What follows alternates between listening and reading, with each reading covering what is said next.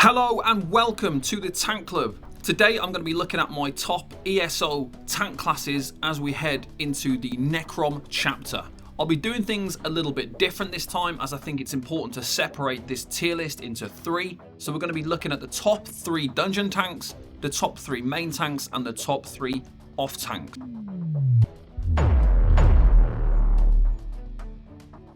So let's start with dungeons. Number 1, my top choice for dungeon tanking with Elder Scrolls Online Necrom is the Arcanist. During the Necrom playtest, I wasn't overly impressed by what was on offer, especially for a dungeon-based Arcanist tank. But over the past 5 weeks, we've seen enough to make them potentially be one of the best dungeon tanks in ESO. Now you will have to play this in the same way as every other class by using the Vateshran Void Bash set for fast pulling on ad pulls, but the Arcanist has all of the crowd controls that we need with an immobilization and a charm skill. If you don't know what a charm skill is, it's basically a pull without the pull. So when you use it on an enemy, they just run to you and they follow you around for 8 seconds, and it actually works very, very well. On top of this, the Arcanist has 2 really good burst heal skills, one of which requires some crux management, and you combine that with the huge damage shields that they have. They have great sustain due to lots of long duration skills and high recovery,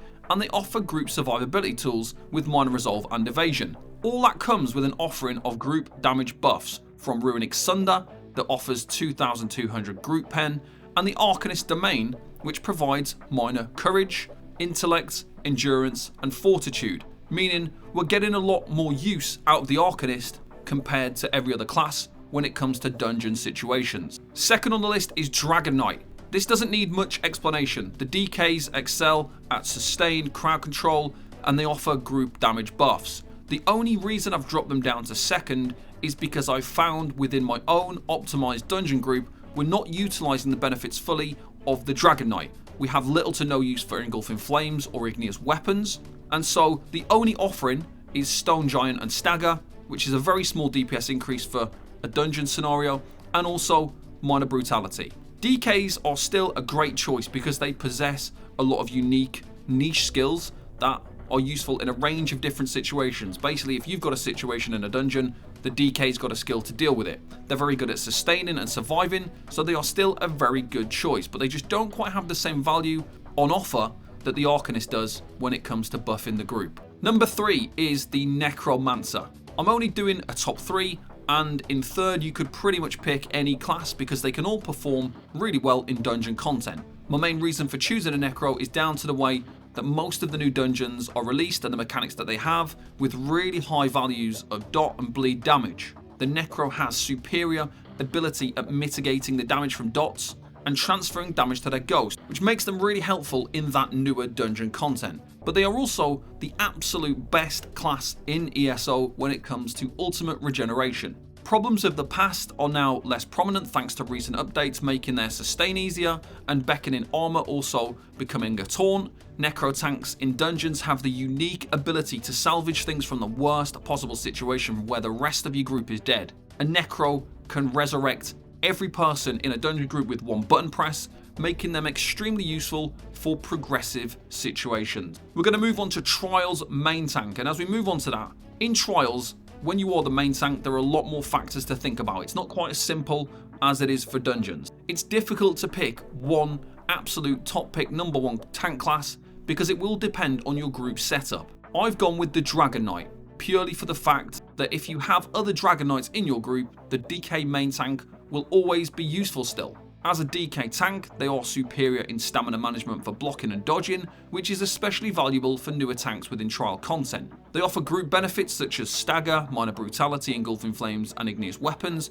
so they are incredibly strong. And stagger is easier to maintain and uptime from a main tank perspective, but potentially tricky on sustain. Overall, the DK could easily be first or second depending on how your group is set up. Secondly, I've gone with the Arcanist. They offer the group buff of 2200 armor pen, and it's applied with a taunt, meaning that if you want this group buff, you need to be an Arcanist main tank. It's quite clever from the devs because it's made the Arcanist main tank a potentially vital cog in the composition of a trial group by forcing this debuff onto a taunt skill.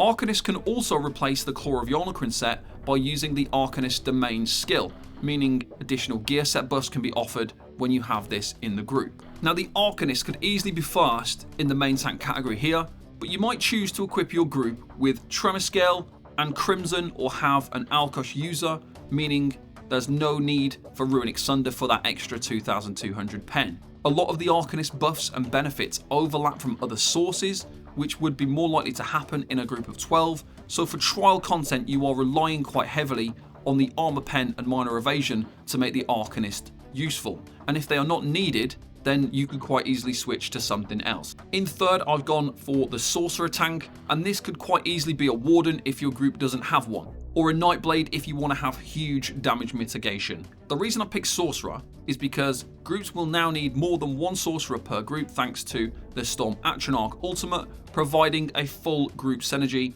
for Major Berserk, which is a nice damage buff. And you're going to need to maintain the uptime, so you're going to need 2 people on Sorks using this ultimate. You also have the option of Crystal Weapon for a group pen buff, although it's difficult to maintain and not as good as the Arcanists. And you've got group buffs of Minor Prophecy, Minor Intellect, and Minor Endurance. Sorcerer tanks also have a really strong survival with their huge heal, they've got a huge damage shield, and they've got access to high resistances, damage reduction skills like Bound Aegis. Sustain on a Sork is also really good because you don't have that many skills to cast, so you're not overusing your resources, you have cost reduction passives, and you also regain stamina and stamina over time with Dark Deal. We're going to move on to off-tank now. So the off-tank role is a very different role to the main tank, where you'll often focus on support, buffing, and debuffing, and sometimes less actual enemy tanking. Although there are situations where you'll need to take bosses and hard-hitting adds. So Necromancer is my first choice off-tank, and this is because they are super useful to have, especially in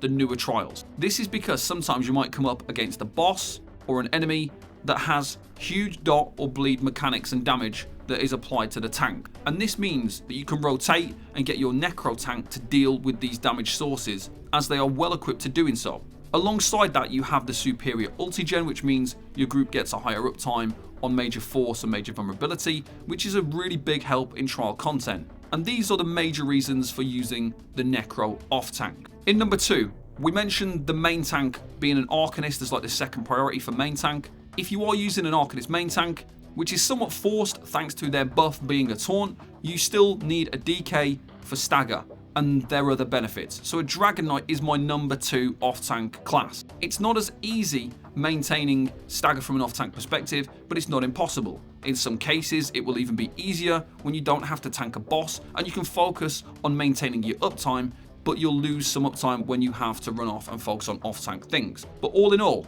you'll still want a DK tank somewhere in a group, even if you have an Arcanist as the main tank. Number 3 is a bit tricky trying to pick one class. Typically, you are a gap filler at this point. If your group has no Warden, you'd go with that. For the group Major Toughness and Resolve, you've got Corrupting Pollen, which also gives a minor cowardice debuff to the enemy.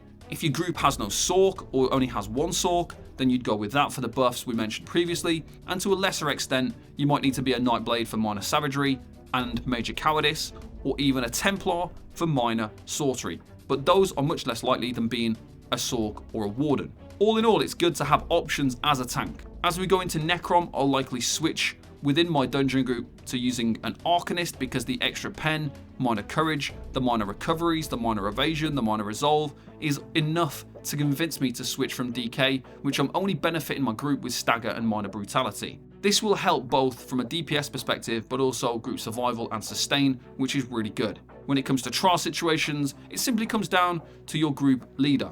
It's always useful to have multiple characters leveled and ready to go so you can be in a more beneficial position for both yourself and your group, but I'll likely stick with my DK or Necro when it comes to jumping into trials, as my main focus is with my trial academy groups, which is me teaching mechanics to beginners. Which class are you intending on playing next patch? Let me know which one and the reasons why in the comments below. Thanks very much for watching, and I'll see you next time. Bye bye for now.